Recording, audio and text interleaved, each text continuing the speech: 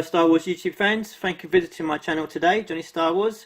Got a review for you today of the brand new 3 3/4 inch vintage collection Saelt-Marae, or Yak Face figure as us fans prefer to call him. So this is figure VC132 in the vintage collection, wave 4 I believe. I just thought I'd kick off just by giving you a comparison of the old versus new Yak Face figure. So we got the original vintage Kenner release on the right hand side, and then the brand new super articulated premium action figure on the left. So just looking at the card backs, you can see on the new card they've actually zoomed out on the image of Yak Face and slightly rotated the image. You do get a lot crisper, brighter, lighter image, and you can see some of the detail now more on that particular figure. They've also had to, I think because of the size of the bubble, have to offset the name tag for the character on the card, which I know some people have expressed a little bit of displeasure about, but you know, I wouldn't want to see that sort of half covered by the bubble, so I think they've done what they've had to do on that one without, you know, enlarging the card, etc.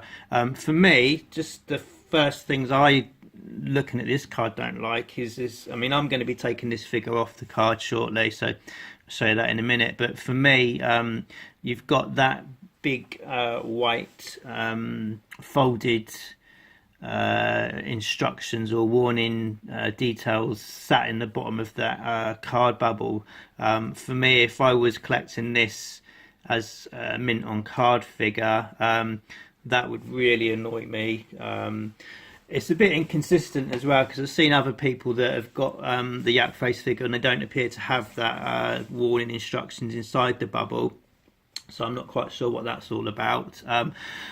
Personally as well, for me, I think they need to invest in a slightly thicker card stock for the card backs. They're very thin and bendy by comparison to the original card backs, although saying that these tri-logo cards, sort of the Yak Face, these are quite flimsy as well, so maybe that's just something they adopted part way through the original vintage line. So here we have a shot of the reverse of the card back. So we've got the recent release VC132 on the left and the vintage Kenner release on the right hand side. So just looking at the backs of the cards, the new release, I do like the fact they've got the sort of Star Wars racetrack to the top half of the card. I think that's very well done. I actually really like that. You got sort of the current wave figures there as well highlighted, and then you got a little bit of text there talking about the fact that these are, you know, premium action figures, etc. And then the lower half of the card, unfortunately, I think, you know, just a load of nonsense really. I guess that's something they have to do nowadays to sell these in different territories without releasing loads and loads of different cards, but does distract quite a lot, you know, from the back of the card. I would like to see the lower half of the card given over to maybe show, you know, as it's a vintage collection, you know, like they've done previously, a shot of the actual vintage character Yak Face, you know, the original Kenner release at the bottom there, and then maybe the legal text right at the bottom somehow. So yeah, a little bit disappointing there. So it's sort of half and half there. I do say like the top half of the card. So here we have a shot of the figure on the card. I will be taking this figure off the card and having a closer look at that shortly, so stick around for that. But just give you a sort of closer look at this figure in the bubble.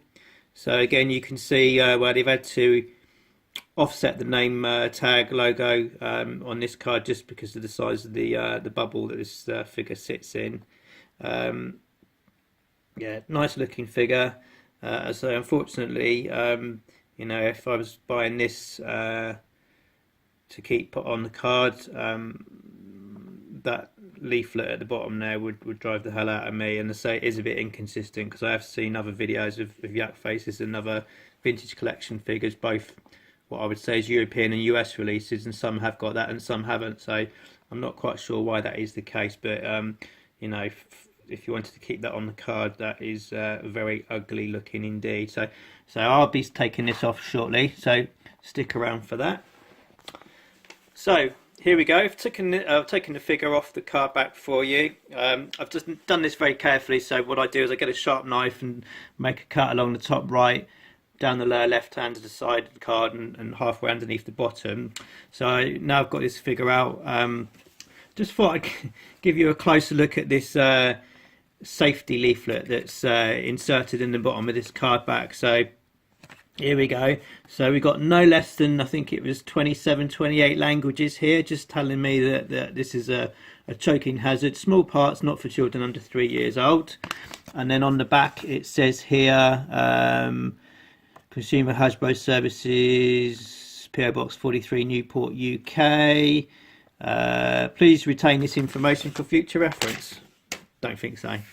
Right, so back to the figure. So first impressions, very, very nice sculpt work on this figure, sort of around the collar area, that sort of false fur type effect there. His whiskers to me look very finely sculpted. He's got a very nice weathered wash on this figure as well. I think they call it pike, vibro pike or something. Very nice detail on that, and it's got a very nice subtle sort of patina to that as well. So yeah, looks very nice, you know, sort of out of the box first thoughts. So I thought I'd set this Yak Face figure up in a very dynamic pose. This is the reason why I take these figures off the cards and display them, because it's just a range of you know, movement and options you got for display purposes. So it looks a fantastic figure. Not sure how well it shows up on the video, but say the sculpting work, you know, on the whiskers and the sort of false fur is absolutely superb. I am an action figure customizer myself, and the detail they got on this is absolutely fantastic. So top figure there in that respect. So I thought I'd just give you just highlight some of the articulation this particular figure has got. I'm not quite sure how many total points of articulation he's got, but it is a very super articulated figure.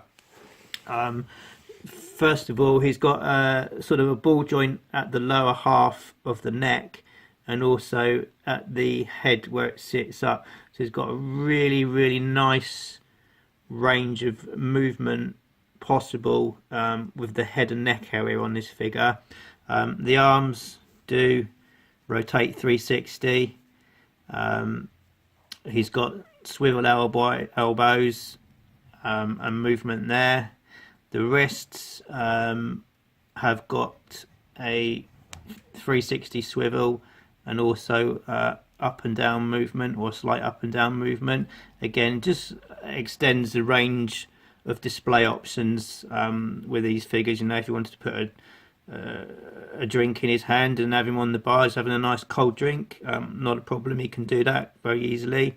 The legs, waist, so he's got, yeah, it's got a slight rocking motion at the waist, and also the swivel.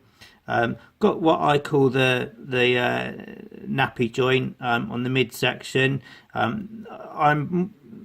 I think this is more something you see on G.I. Joe figures historically than Star Wars, but they've obviously adopted this, and as I say, it does really push the range of articulation that lot much further.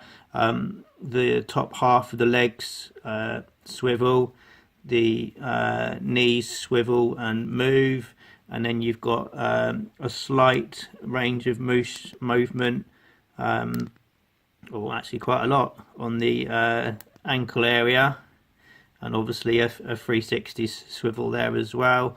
The soft goods, I would say you couldn't remove the figure from the figure. It's sort of fitted underneath that section there, so I don't think you'd be able to take that off if you wanted to.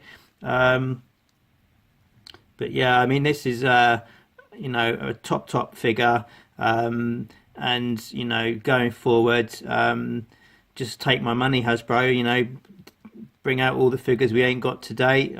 There's still quite a lot of figures that I think need a reissue and an upgrade. One that springs to mind would be Squid Head, Bib Fortuna, etc. So hopefully we get those in the not too distant future. I've not actually got those in my display case at the moment, so yeah, I'll be happy to see those released and they're just not too distant future.